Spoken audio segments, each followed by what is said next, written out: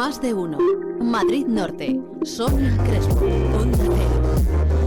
1:40 minutos de la tarde de este miércoles 9 de marzo. Fíjense, vamos a cruzar el charco, nos vamos a ir hasta Estados Unidos para hablar con alguien de casa, para hablar con un científico colmenareño, pero mucho más importante y grande que este viaje que vamos a hacer es la labor que está haciendo en Estados Unidos José Javier Bravo. Este biólogo y su equipo en el Hospital Monte Sinaí de Nueva York han descrito cómo poder frenar la metástasis en pacientes con cáncer. Así que va a ser todo un placer poder saludar a José Javier Bravo. ¿Qué tal? Muy buenas tardes, José Javier. Hola, buenas tardes, buenos días aquí en Nueva York. ¿Qué tal estás, Sonia? Sí, porque te hemos hecho madrugar hoy, José Javier. Bueno, no pasa nada, yo suelo madrugar todos los días, así que hoy es la primera reunión que tengo es contigo. Bueno, por lo menos el tiempito para un café y despejarse un poco, porque hay mucho de lo que hablar y será un placer comentarlo contigo en esa investigación que bueno, llevas 20 años, ¿no? Investigando y ahora mismo estás pues con ese objetivo, el de tratar de frenar la metástasis. ¡Qué importante! Sí, bueno, yo empecé mi carrera en España haciendo mi tesis allí, y luego marché a los Estados Unidos, donde continué mis estudios, y ahora tengo mi laboratorio allí que se enfoca en estudiar el proceso de la metástasis y en entender las diferentes fases de este proceso para intentar definir áreas de debilidad de estas células que abandonan el tumor primario y llegan a otros órganos, para poder intentar frenar esas células y que no proliferen. Para entendernos, vamos a explicar un poco uno de los grandes descubrimientos de esta investigación. Hay células malignas que abandonan ese tumor y que se pueden mantener años inactivas en nuestro cuerpo hasta que reaccionen en otra parte. Claro, como bien sabes, la metástasis es la principal causa de muerte en los pacientes con cáncer. Y las metástasis se detectan años después de que el tumor primario haya sido tratado, en algunos casos 5 o 10 años, en el caso de los tumores de mama, por ejemplo. Lo que sabemos de la biología de este proceso es que, como tú mencionabas, ciertas células tumorales son capaces de abandonar ese tumor originario, pongamos por ejemplo la mama, y viajar a través del torrente y llegar a otros órganos. Y estas células, en vez de empezar a crecer inmediatamente, desarrollan unos mecanismos que les permiten adaptarse a este nuevo medio y quedarse en esos órganos durante mucho tiempo sin poder ser detectadas y sin poder ser tratadas realmente. Sí, no, te iba a decir, y ahí es donde entra en juego el colágeno. Claro.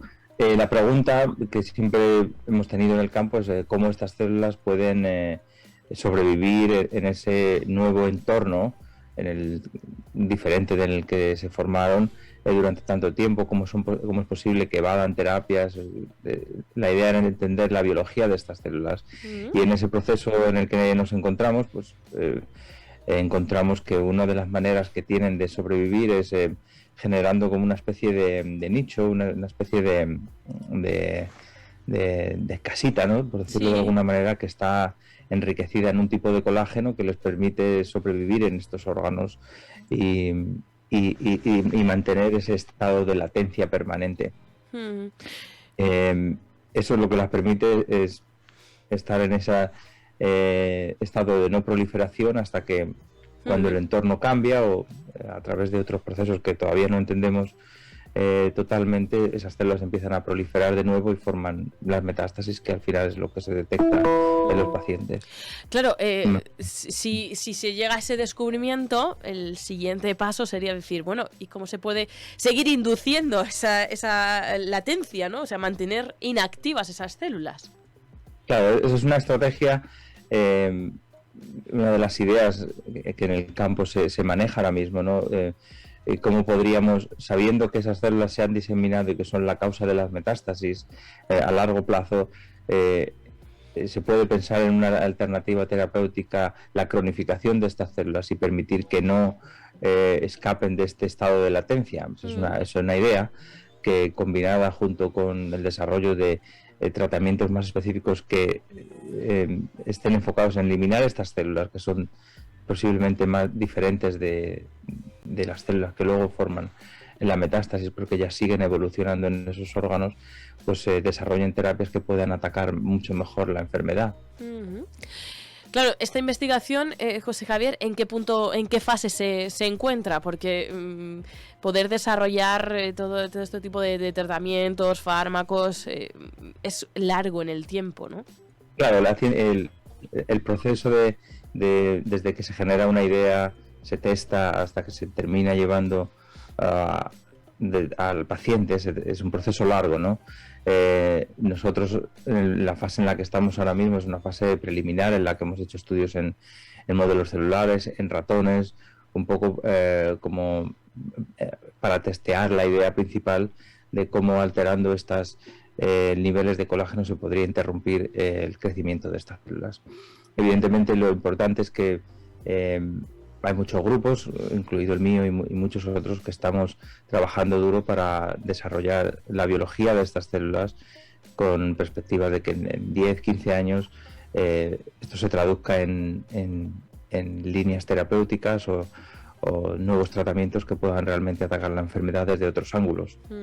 Entonces, sí. Claro, es que decimos, es un proceso muy largo, ¿no? Es entendible que personas que ahora mismo pues se encuentran en una situación con cáncer, etcétera, pues digan, ay, es que hay que desarrollarlo, pero es que hay que seguir todo un proceso de seguridad, ¿no? Antes de que puedan beneficiarse de todos esos avances. Claro, efectivamente. Yo creo que es muy importante que se visualice la ciencia y el trabajo que los científicos hacen en diferentes áreas, en diferentes enfermedades, porque al final es lo que con el tiempo se termina traduciendo a la clínica, y es importante que la sociedad conozca estos trabajos para que entiendan cómo es el proceso científico, cómo se generan las ideas, cómo se testan y cómo ciertas ideas avanzan para que se puedan generar tratamientos.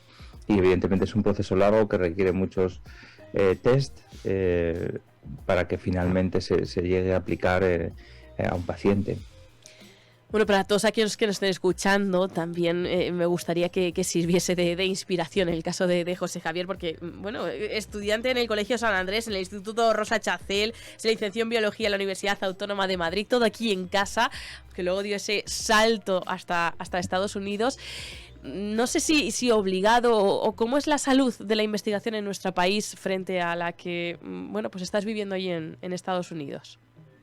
Sí, bueno, yo marché ya hace 14 años y bueno, las cosas han cambiado mucho. Sí es verdad que la formación que yo recibí, tanto en el colegio, cuando estaba en San Andrés, en el instituto y la universidad, creo que es lo que realmente me ha formado como persona, ha contribuido para que me forme como persona y como científico, y esos unos valores que aprendí cuando estaba allí en España.